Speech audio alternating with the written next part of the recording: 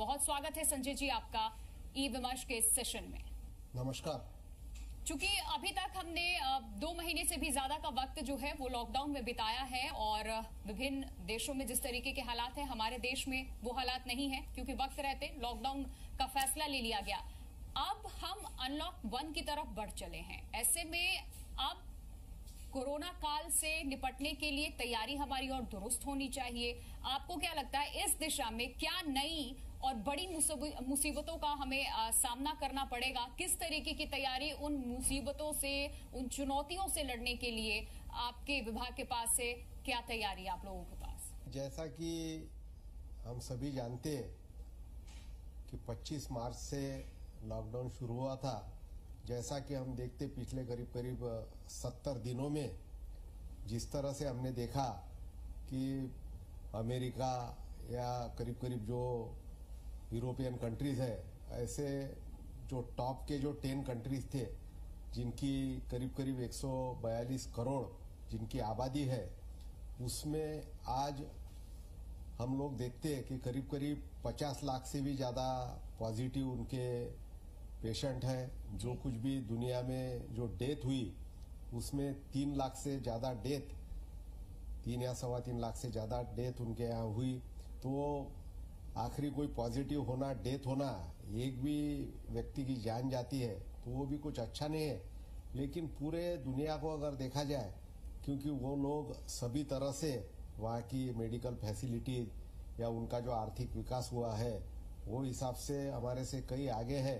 लेकिन इस बारे में प्रधानमंत्री जी, हमारे सारे जो प्रशासन जो है, अलग अलग स्टेट के मुख्यमंत्री भी जो है, उन्होंने जो भी काम किया और हम उसमें अच्छी तरह से कामयाब हुए, इसलिए मैं सारी जनता को भी बधाई देता हूं। सब लोगों ने इसमें सहयोग किया। आप जिसको अनलॉकडाउन 1 जिसको बोल रहे हैं सब लोग जी, तो उसमें कई रिलैक्सेशन देने की बात की हुई है, क्योंकि हमारी इंडस्ट्री जो है, अब इसमें एक बहुत अच्छी बात हुई कि हमारा जो किसान है, खास करके कृषि में जो काम चलते हैं, उसको पहले से अलग रखा गया, क्योंकि फूड चेन इसमें बहुत इम्पोर्टेंट थी। इसलिए खेती के काम वगैरह बहुत सारे शुरू थे। हमारी कई जगह जो छोटी छोटी मंडियां है, कंटेनमेंट जोन छोड़ के, उसके भी काम चालू थे। हमारे जो कृषि सेवा केंद्र है, खाद सीड बेचने वाले, इंसेक्टिसाइड बेचने वाले, वो दुकानें भी शुरू थी। तो इससे कृषि ज्यादा प्रभावित नहीं हुई। लेकिन बाकी चीजें भी अभी जरूरी है, जैसा कि हमारा इंडस्ट्रियल सेक्टर है, व्यापार है, तो इसमें धीरे धीरे ढील देने की जो बात हो रही, अब इसमें हमको बहुत बड़ी सावधानी बरतना पड़ेगा, क्योंकि करीब 2 महीने से लोग घर में बैठे हुए हैं। अब कुछ आवश्यक सेवा जैसा हॉस्पिटल या मेडिकल शॉप्स या सब्जी की वगैरह छोटी छोटी दुकानें, इनको छोड़ के बाकी सब करीब पाबंदी थी। तो मुझे ऐसा लगता कि अब कुछ जगह ऐसा हो रहा, राज्य सरकारें बोल रही कि हम मंदिर खोल देंगे, होटल्स खोल देंगे, हमारे जो पार्क्स है उनको खोल देंगे। तो मुझे ऐसा लगता कि ये अगर एकदम सब अगर ओपन हो गया तो खास करके जो बड़े शहर है उसमें लोग एकदम जो 2 महीने से घर में बैठे हुए वो सभी बाहर निकलेंगे और एक नई तरह की समस्या इसमें आ सकती, फिर से हमारा इन्फेक्शन जो है वो बढ़ सकता।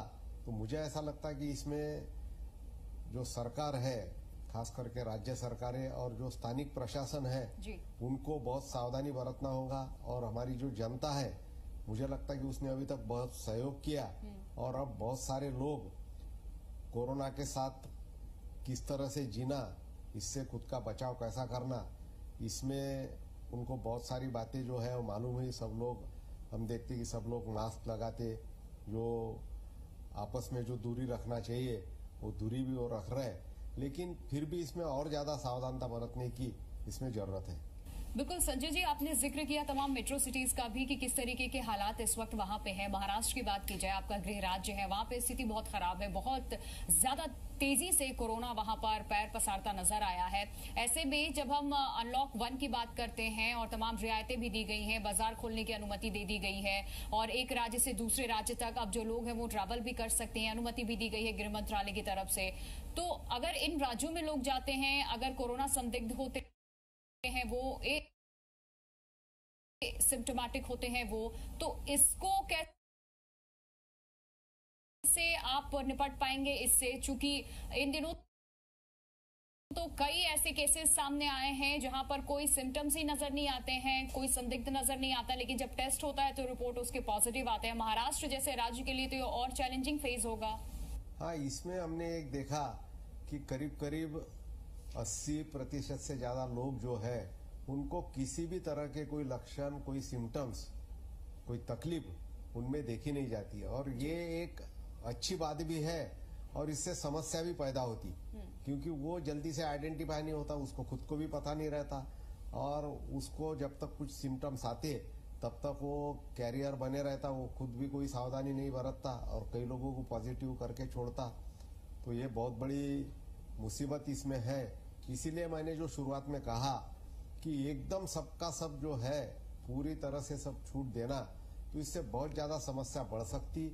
तो इसलिए इसको बिल्कुल फेज्ड मैनर में, क्योंकि कोई भी रियायत हम जब देते, कोई भी हम छूट इसमें देते, रिलैक्सेशन देते, उसको फिर से वापस लेना ये बड़ा मुश्किल काम हो जाता, क्योंकि हमारी जो जनता है, मैंने शुरुआत में कहा कि लोग करीब करीब 2 महीने से घर में बैठे हुए हैं और आज कुछ खोल देंगे और कल फिर से बंद कर देंगे, तो थोड़ा सा लोगों का सहयोग उसमें मिलना बड़ा मुश्किल हो जाता। बिल्कुल। और देखिए, जिस तरीके से लोगों को राहत देते हुए श्रमिक स्पेशल ट्रेनें चलाई गई, तस्वीरें बहुत राहत देने वाली नहीं थी। जिस तरीके से लोग दम तोड़ते नजर आए, और वो भी तस्वीरें हमने देखी हैं। लेकिन अब जब अनलॉक 1 अनाउंस हुआ है तो फिर साउथ सुनिंदा रूट, जहां पे 200 ट्रेनें तकरीबन चलाई जाएंगी, उसकी भी इजाजत दे दी गई। कई तस्वीरें ये भी हमें देखने को मिली कि कुछ टेक्निकल फॉल्ट की वजह से ट्रेनों का रूट भी डाइवर्ट हो गया हो, हंगामा किया खूब जो लोग उसमें सवार थे, उन यात्रियों ने भी। तो इस तरीके की सिचुएशंस आगे ना आए, इन परिस्थितियों से सीख लेते हुए किस दिशा में काम कर रहे हैं, क्या नई योजनाएं बनाई गई हैं? मुझे ऐसा लगता है कि इसमें एक दूसरे राज्य के साथ में या केंद्र का राज्य का जो समन्वय है, उसमें थोड़ी सी क्लियरिटी होना चाहिए और थोड़ा सा इनका जो कोऑर्डिनेशन है, सहयोग है, वो भी बनना चाहिए। क्योंकि हमारे पास में कुछ ऐसी शिकायतें आती कि मुझे बॉर्डर पे तो किसी ने रोका नहीं स्टेट के, लेकिन अंदर जाने के बाद में जो डिस्ट्रिक्ट एडमिनिस्ट्रेशन है वो हमको जाने नहीं दे रहा। तो इस तरह का जो है, इसमें बहुत बड़ी दिक्कत हो जाती, और इसके कारण वो जो प्रशासन है उसका भी वर्कलोड बढ़ जाता, उसका टेंशन बढ़ जाता, लोगों की समस्याएं बढ़ जाती। क्योंकि आज वो कहीं पे फंसा है, वहां पे तो उसको समस्या है, लेकिन वो बीच में अगर कहीं फंस जाता तो उसकी समस्याएं कई गुना बढ़ जाती, और इसके कारण बहुत सारी समस्याएं खड़ी होती। तो मुझे ऐसा लगता कि इसमें थोड़ी सी क्लियरिटी आना जरूरी है। थोड़ा सा जो कोई भी जा रहा उसने भी थोड़ा सा उसको क्लियर करके, क्योंकि कई लोग ये सोचते कि मैं यहाँ से 10 जगह अगर उसको चेक करने जा रहा तो वो एक जगह से वो निकल जाता और बीच में कहीं फंस जाता। तो उसने भी थोड़ा सा उसमें क्लियर कट अंडरस्टैंडिंग होना चाहिए कि मैं जहाँ पे जा रहा, मुझे जो पास मिला उसमें वो लिखा हुआ है कि नहीं है, या कुछ कुछ लोग बगैर पास की निकल जाते। देखिए, लॉकडाउन में सबसे बड़ी अगर समस्या हमारे है सामने तो वो है अर्थव्यवस्था की, जिसे लेकर के आर्थिक पैकेज भी अनाउंस किया गया और आत्मनिर्भर बनाने की भी बात कही गई है प्रधानमंत्री जी की तरफ से। लेकिन इस वक्त की बात करें, मानव संसाधन का बेहतर इस्तेमाल करना होगा आपको भी। इसको लेकर के क्या एक्शन प्लान तैयार किए गए हैं ताकि आत्मनिर्भर भी बन सके और अर्थव्यवस्था भी दुरुस्त कर सके इस देश की? देखिए, ये जो 20 लाख करोड़ का जो पैकेज अनाउंस हुआ जी, इसमें करीब करीब मुझे ऐसा लगता कि सभी के लिए ये पैकेज है। अब हमने कई बार देखा कि कोई पैकेज, कोई जो स्कीम है, कोई योजना है, उसमें कई बार ये हो जाता कि उसका जो इम्प्लीमेंटेशन है, वो इम्प्लीमेंटेशन बहुत बड़ा एक रोल उसका रहता। तो इसमें कई जो एजेंसीज बीच में आती, कई स्टेक होल्डर बीच में आते, तो उसमें भी थोड़ा सा अगर कोऑर्डिनेशन बराबर बना, उसकी क्लैरिटी अगर रही, तो इसका एक सफल इम्प्लीमेंटेशन हो जाता। और हम जो एंड टू एंड डिलीवरी जो बोलते कि आखिरी जो व्यक्ति है उसका जो एलिजिबल जो बेनिफिशियरी है वहां तक वो पहुंचना, तो इसके लिए केंद्र सरकार, राज्य सरकार, वहां का लोकल एडमिनिस्ट्रेशन और बहुत सारी, ये तो इकोनॉमिक पैकेज है तो इसमें बैंक्स का भी बहुत बड़ा रोल रहेगा, कई इसमें संगठन जो है उनका भी बहुत बड़ा रोल रहेगा। तो इसके लिए आपने जो कहा कि हमारा जो मानव संसाधन है इसका एक बहुत अहम भूमिका इसमें है और इसको बेहतर बनाने के लिए, सुचारू बनाने के लिए पूरी तरह से हम लोग लगे हुए हैं। बिल्कुल। और इस बीच देखिए हमारे जो जीवन शैली है, जो कार्य प्रणाली है हमारी, वो बहुत बदली है। जो हमारा वर्किंग कल्चर है ये भी बदला है। वर्क फ्रॉम होम का सिस्टम शुरू हो गया है और लोग बहुत ज्यादा टेक्नोलॉजी का उपयोग कर रहे हैं। तो इस क्षेत्र को और दुरुस्त करने की जरूरत है। क्या कुछ सुझाव या प्रस्ताव आपके पास अभी तक आए हैं इसको लेकर? अभी हमारे सामने ऐसी असामान्य परिस्थिति खड़ी हुई कि इसमें हमारे जितने भी कम्युनिकेशंस है, जितने भी हमारे संचार के माध्यम थे, वो करीब करीब, चाहे कोई ट्रांसपोर्ट होगा, वो सभी बंद हुआ था। सिर्फ एक ही कम्युनिकेशन इसमें चल रहा था, वो था हमारा डिजिटल कम्युनिकेशन।